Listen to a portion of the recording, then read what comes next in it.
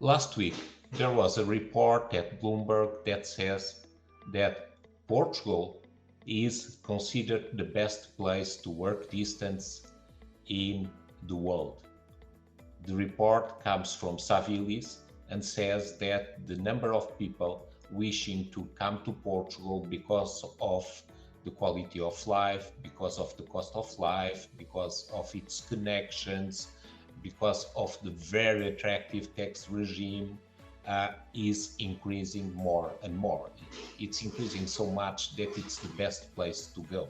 And in the south or in the south of the country, also Algarve is the fourth best in the world. So Lisbon is the best place in the world, and Algarve is the fourth best place in the world. And this report is at the Bloomberg. So a lot of people and companies are coming to Portugal, and in this case, there are also companies that operate in the crypto area. These companies do a lot of things, from buying and selling to mining to being responsible for crypto assets from the clients, etc. These companies are starting to have a form of regulation in Portugal, and this regulation is the procedure of registering for now in the Bank of Portugal. The Bank of Portugal basically wishes and aims to avoid any form of money laundering. This is the aim, the essential aim of the Bank of Portugal, and therefore requires these entities to register.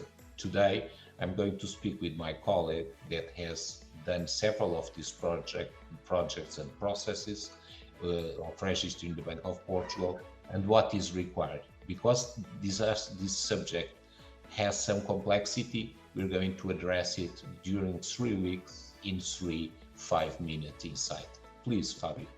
Thank you very much, Tiago. In fact, since 2021, with a notice of the Bank of Portugal that regulated the registration process within the Bank of Portugal of entities that intend to carry out within the Portuguese territory activities with virtual assets subject to registration. So basically, we are speaking about a crypto license that entities request from the Portuguese National Bank, of course, just for the purpose of anti-money laundering policies and financing of terrorism.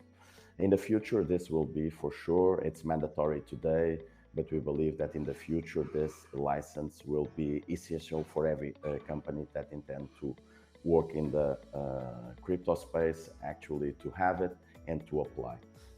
It's a complex process because it is bureaucratic, and this is the reason that we will address in several episodes here at this 5 minutes insight, because actually it's not any entity that can request. It's entities or companies. In this case, we have 5 that already were granted with this license from the Bank of Portugal that need to have a specific means regarding data protection, regarding registration of operations, regarding transactions, to have the specific means to control money laundering and terrorism financing schemes that may occur.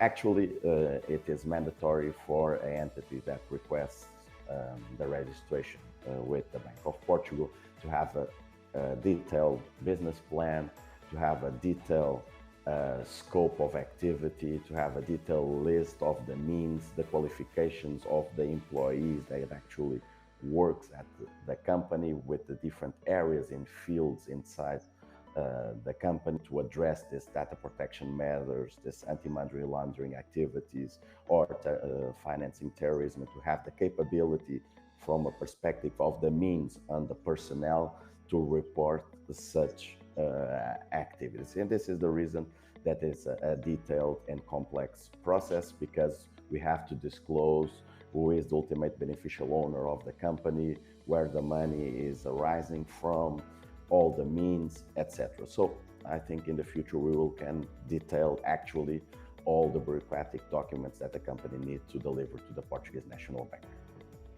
And this is essential, and it's also essential for companies to do so, because the crypto investments and crypto transactions and operations are going to be regulated in Europe, and there's a lot of projects on this. So basically, this is just a small anticipation that it is becoming a norm in the European Union, and therefore it's essential to have a peaceful and fruitful activity to comply with.